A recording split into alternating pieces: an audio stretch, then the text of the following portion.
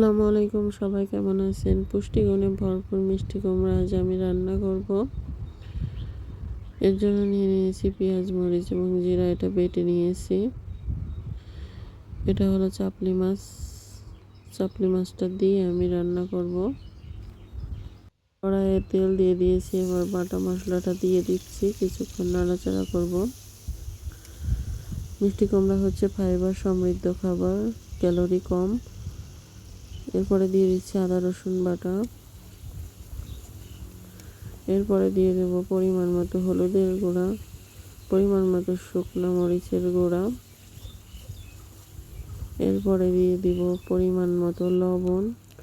মশলাটা কষানোর জন্য অল্প একটু পরিমাণ পানি দিয়ে দিচ্ছি। ভালোভাবে মশলাটা কষিয়ে নিব। এরপরে মশলাটা কষানো হয়ে গেলে এর ভিতরে মাছটা দিয়ে দিচ্ছি। অল্প একটু মাছটা মশলার সঙ্গে কষিয়ে নিব। এরপরে অন্য একটা পাত্রে উঠিয়ে নিব।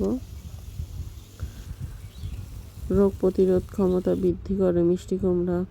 এই যে অন্য একটা পাত্রে উঠিয়ে নিয়েছি।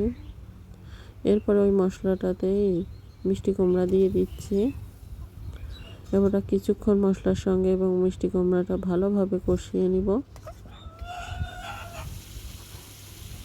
মিষ্টি কুমড়া সুস্বাদু এবং মজাদার একটি খাবার।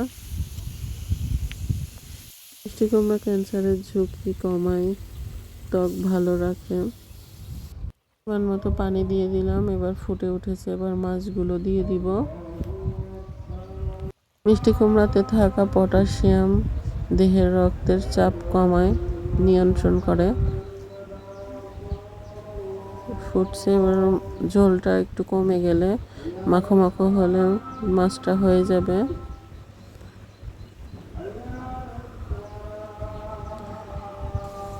প্রায় তরকারিটা হয়ে গেছে।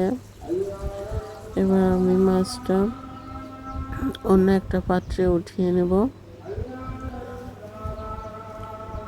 সবাইকে ভিডিওটা দেখার জন্য ধন্যবাদ।